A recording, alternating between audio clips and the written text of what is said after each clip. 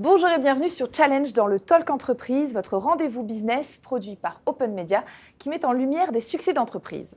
Aujourd'hui, je reçois Pierre-Emmanuel Saint-Esprit, directeur économie circulaire du groupe Manutan, un des leaders européens du commerce B2B.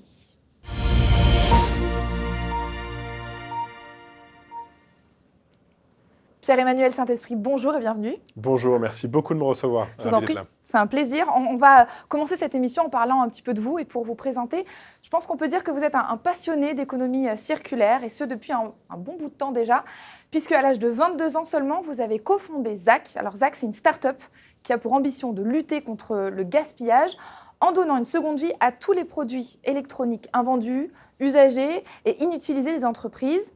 L'année dernière, ZAC est devenue une filiale du groupe Manutan et vous y développez désormais l'économie circulaire. Alors, est-ce que vous pouvez nous parler un petit peu de cette entreprise, nous la présenter, qu'on comprenne un peu qui vous êtes? Bien sûr. Alors, le groupe Manutan est un groupe qui est effectivement leader de la distribution des produits B2B aux entreprises et aux collectifs publics. C'est un groupe qui est présent dans plus de 17 pays, 27 filiales. Il a été créé en 1966 par la famille Guichard. Et vraiment, le rôle de Manutan, profondément, c'est d'apporter tout ce qui est nécessaire au quotidien aux entreprises et aux collectifs publics pour opérer. Ça va être du mobilier de bureau, des produits d'entrepôt, apporter avec le meilleur service client, la meilleure réponse, le meilleur conseil en proximité, tout ce qui est nécessaire pour les opérations au quotidien. Vous parlez de tout ce qui est nécessaire, il y a plus de 700 000 références? 700 000 références. L'idée, c'est d'avoir un catalogue généraliste, qu'on puisse trouver assez facilement ce dont on a besoin, avec une offre qui allie effectivement le digital et en même temps la proximité humaine. Effectivement, on peut tout trouver chez Manutan, tout ce dont on a besoin pour travailler au quotidien. Il n'y a plus qu'à cliquer, quoi. Il n'y a plus qu'à cliquer, exactement. Plutôt bien. Qu'est-ce qui vous différencie, à votre avis, d'autres plateformes qu'on peut connaître? Quelles sont en gros les forces de Manutan? Alors, la force numéro 1, c'est le choix d'un modèle dit hybride, un modèle d'alliance qui va allier le digital. Vous pouvez commander facilement effectivement sur le site internet. Vous pouvez avoir en digital tout ce dont vous avez besoin. Mais en même temps, ce n'est pas 100% une plateforme où vous n'avez pas d'humain. Vous avez la possibilité d'avoir des contacts avec vos conseillers commerciaux, avec des personnes qui vont vous conseiller au quotidien pour vos aménagements ou autres. Et donc, c'est vraiment ce modèle entre les deux, d'avoir un peu le meilleur des deux mondes qui permet quelque part d'apporter la meilleure réponse systématiquement. Et puis évidemment, la force de la digitalisation, des solutions toujours digitales, toujours personnalisées, nous permettent de répondre au mieux aux besoins de nos clients. Mais ce modèle d'alliance est très spécifique à Manutan et assez unique effectivement dans le secteur de la distribution B2B. On peut se débrouiller tout seul, mais on peut aussi être accompagné si on en a besoin. Tout à fait. Rapidité, proximité, vous avez plein de projets différents, ça va dépendre effectivement de ce que vous souhaitez. Vous, votre rôle au sein du groupe, c'est de développer l'économie circulaire. Alors, est-ce que vous pouvez nous dire en quoi ça consiste, parce qu'on ne sait pas forcément ce que c'est, et pourquoi, à votre avis, c'est si important pour une entreprise comme la vôtre d'aller vers l'économie circulaire? Alors complètement. L'économie circulaire, très concrètement, c'est une méthodologie pour réduire l'empreinte d'une entreprise, d'une organisation, sur les ressources naturelles.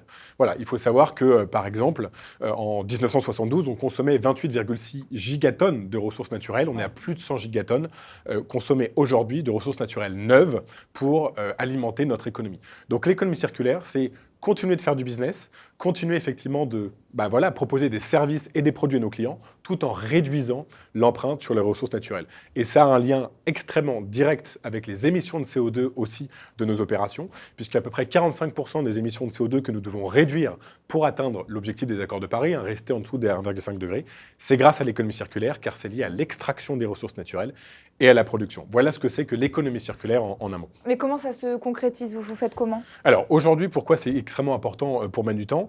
Vous savez, on parle de scope 1, scope 2, scope 3 lorsqu'on fait l'évaluation des émissions de CO2. Chez Manutan, 90% de nos émissions de CO2 et de gaz à effet de serre, c'est le scope 3, ce sont les produits que nous vendons. Autrement dit, si on ne fait pas d'économie circulaire, nous ne sommes pas crédibles sur la réduction des émissions de CO2. Donc on fait deux choses principales qui sont très importantes.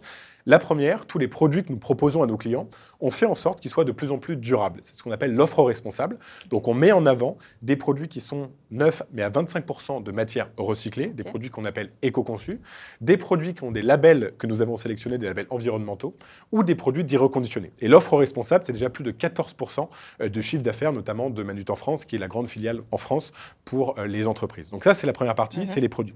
Et la deuxième, c'est toute la partie service. L'économie circulaire, c'est l'économie des services, qu'on appelle l'économie de la fonctionnalité. Comment on arrête de vendre un produit, mais on va plutôt aller vendre un service qui permet aussi de réduire l'empreinte sur les ressources naturelles. Et là, la première brique de la fusée, si je peux m'exprimer ainsi, c'est le rachat de ZAC, effectivement, l'année dernière, l'entreprise que j'ai cofondée, qui va donner la meilleure nouvelle vie à des produits électroniques usagés. Et on a pour ambition de développer ce service sur d'autres catégories de produits, comme le mobilier demain, ou comme les produits d'entrepôt, à travers une filiale que nous avons aux Pays-Bas et qui fait effectivement de la nouvelle vie de produits d'entrepôt, des produits d'occasion et aussi de la location.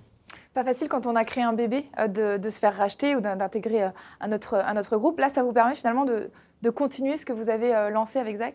Exactement. En fait, on dit souvent que l'économie circulaire, c'est aussi une économie de la coopération, une économie de la synergie. Quand on fait l'économie circulaire, il faut changer toute la chaîne de valeur et se rapprocher d'un leader de la distribution B2B, c'est acquérir évidemment des compétences et des moyens sur la logistique, sur le transport, sur la connaissance produit et effectivement atteindre des marchés qui sont absolument colossaux. Hein. Je l'évoquais au début de notre émission, c'est plus de 17 pays. Ouais. Donc, c'est plutôt, au-delà de l'entrepreneuriat, être tout simplement à la tête de sa boîte, la mission qui nous guide et le fait de pouvoir plus rapidement, tout simplement réduire, encore une fois, l'empreinte qu'on peut avoir sur les ressources naturelles. À l'intérieur de Manutan, c'était aller tout simplement plus vite et plus fort pour aller vers plus d'économie circulaire dans la distribution. Aller plus vite et plus fort, je rebondis sur ce que vous venez de dire. Vous l'avez dit il y a quelques secondes, vous êtes l'un des leaders sur le marché, vous êtes en pleine croissance. Quelles sont donc vos perspectives d'avenir? Alors, très simplement, vraiment, si je reviens sur la partie économie circulaire, pour nous, c'est un très fort levier à la fois de croissance et de développement. Plusieurs choses. L'idée, évidemment, de continuer de développer énormément l'offre durable et responsable. Si on prend effectivement les entreprises, c'est un sujet important, mais si on prend les collectivités publiques, ça devient un sujet réglementaire. En France, par exemple, avec la loi anti-gaspillage pour une économie circulaire, les collectivités publiques doivent, pour un certain nombre de catégories de produits, sourcer à partir à 25% en volume des produits dits d'occasion, de reconditionnés, etc. C'est des offres qui n'existent pas aujourd'hui. Donc pour répondre à cette demande, le groupe Manutan a vraiment l'intention d'accélérer sur construire les conditions possibles pour permettre justement à ces collectivités publiques de répondre à ces objectifs réglementaires et se décarboner aussi. Voilà, donc vraiment un objectif très fort d'aller vers plus de durabilité pour rendre ce modèle qui historiquement est au service de ses clients pour trouver les bons produits, qui soient pérennes, durables et effectivement possibles dans un monde avec toutes les contraintes que nous connaissons, un monde du dérèglement climatique et un monde où les ressources naturelles deviennent de plus en plus rares. Merci Pierre-Emmanuel Saint-Esprit, c'était un plaisir de vous recevoir. Merci beaucoup. Je vous en prie. Quant à nous, on se retrouve très vite pour un nouveau Talk Entreprise.